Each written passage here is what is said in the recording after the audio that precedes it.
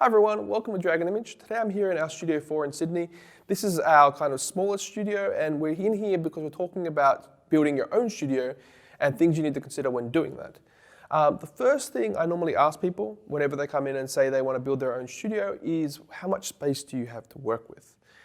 It's great to have more space for a couple of different reasons. For instance, this room here is 5 meters wide.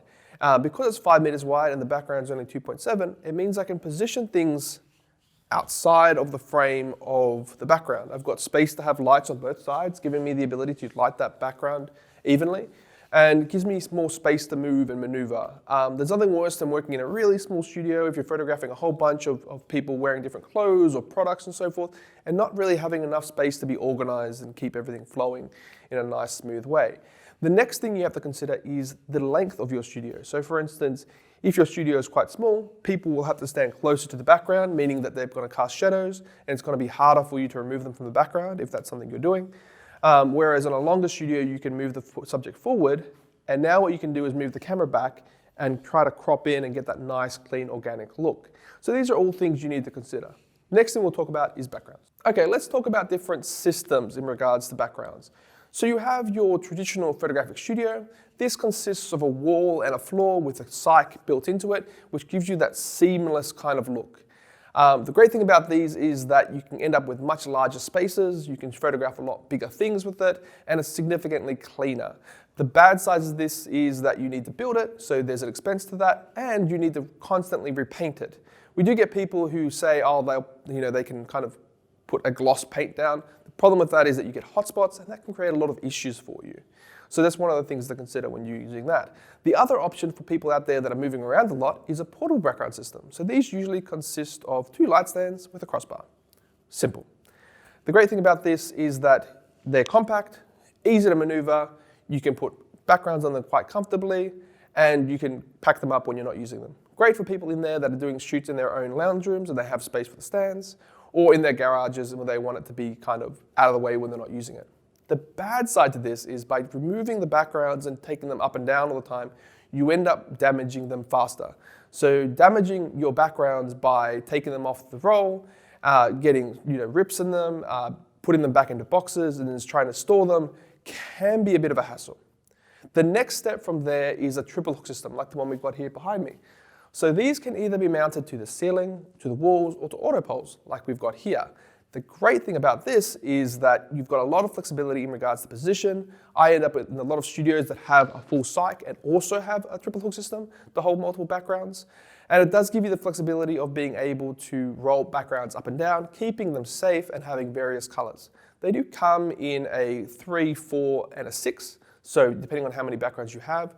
And I have got customers, for instance, that have 8 backgrounds using 2 4s, one in front of the other, allowing it to be nice and high off the ground, but still giving them a huge amount of flexibility in regards to color choices. The other thing you consider is that triple hook systems also come motorized. So if you do want a system that doesn't have the chains like we've got here, you're keeping it off the ground. So for instance, in a garage where you're not going to be using all the time, this is obviously a great clean solution. Thanks. Okay, so now that you've selected your background option, you've gone for either 3-hook, portable, or fixed kind of systems, you've got to consider lighting.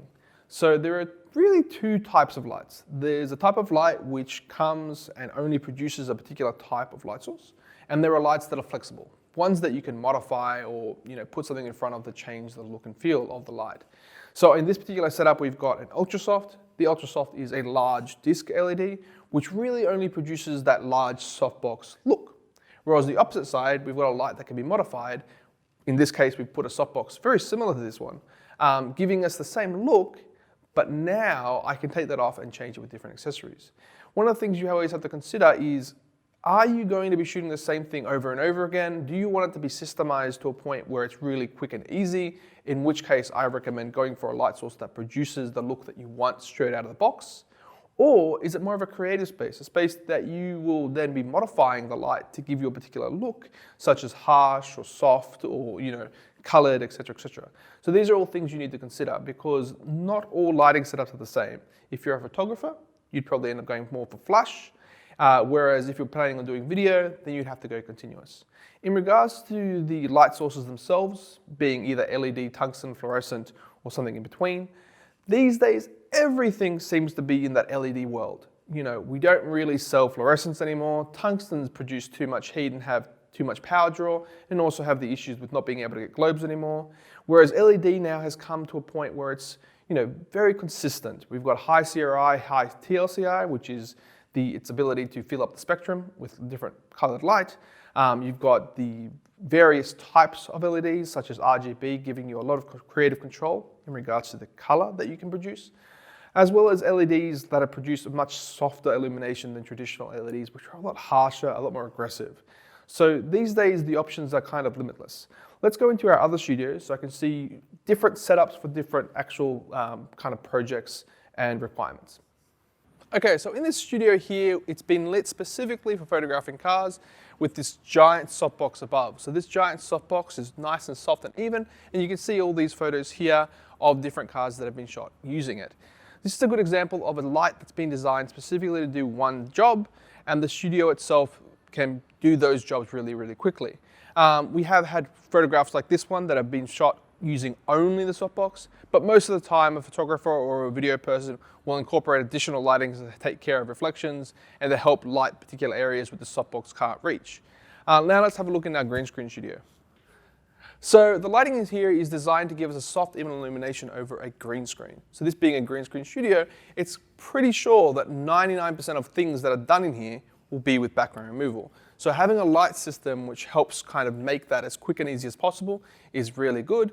If I wanted to light me differently, I can turn off some of these front lights and introduce additional lights while still having the backlights solidly lighting that background, making that background removal possible.